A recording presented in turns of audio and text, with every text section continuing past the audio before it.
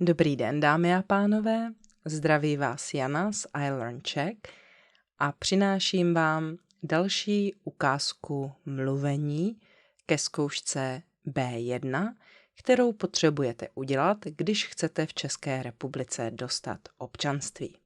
Uvidíte příklady odpovědí na otázky, které byste mohli dostat v úloze 2. A dnešní téma je sport. Všechny oficiální informace ke zkoušce najdete na stránkách čeština-pro-cizince.cz/občanství a dnešní příklady otázek jsem vzala z modelové varianty zkoušky právě z těchto stránek z roku 2019, které jsou platné ještě dnes v roce 2023. Co musíte vlastně v úloze 2 této zkoušky dělat? V úloze 2 si ze všeho nejdřív musíte vybrat jedno ze 2 témat. Například tady byste si mohli vybrat buď sport, a nebo cestování.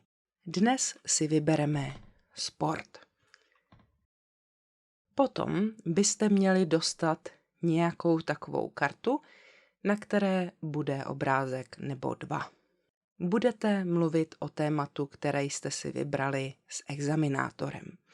Na této kartě už vidíte první otázku a examinátor vám potom bude dávat ještě otázky další.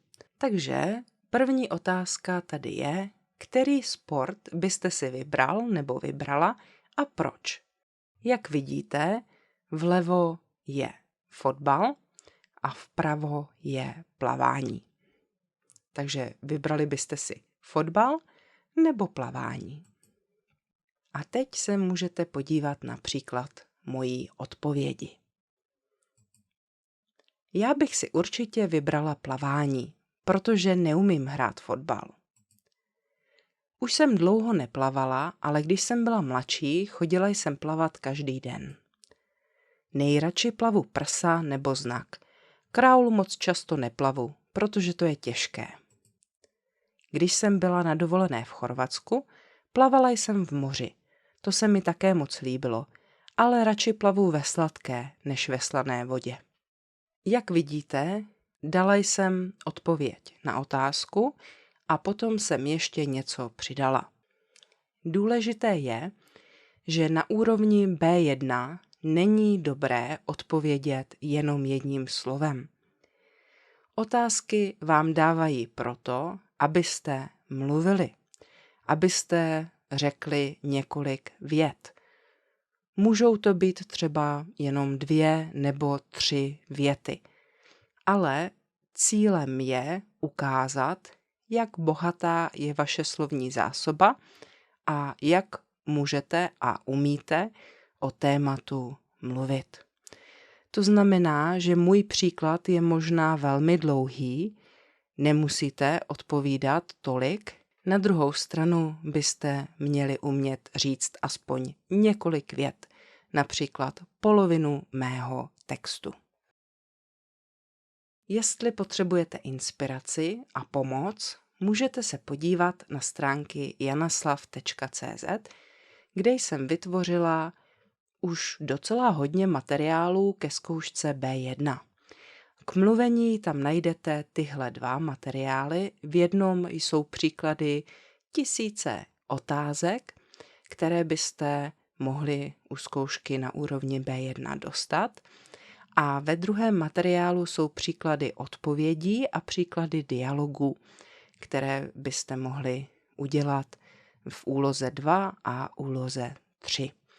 Na stránkách najdete také příklady psaní, to znamená dopisů a dotazníků. Jestli si něco koupíte, podpoříte tím také tento YouTube kanál a předem vám za to děkuju.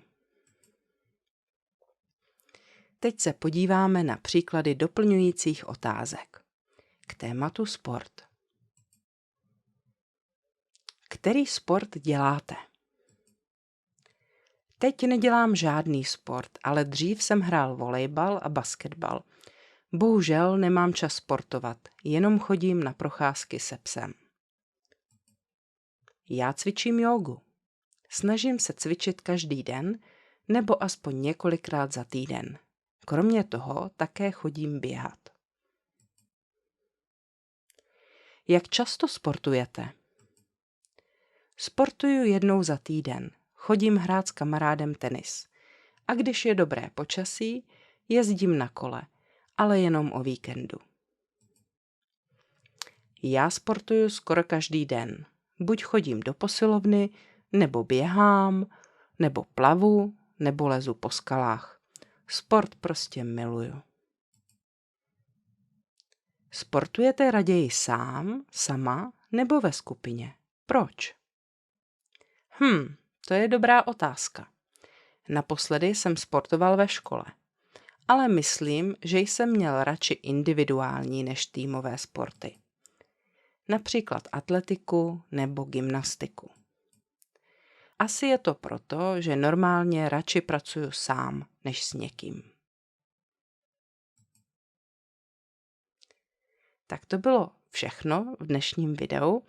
Jestli chcete najít více užitečných videí a taky interaktivních cvičení, jděte na ilearncheck.com.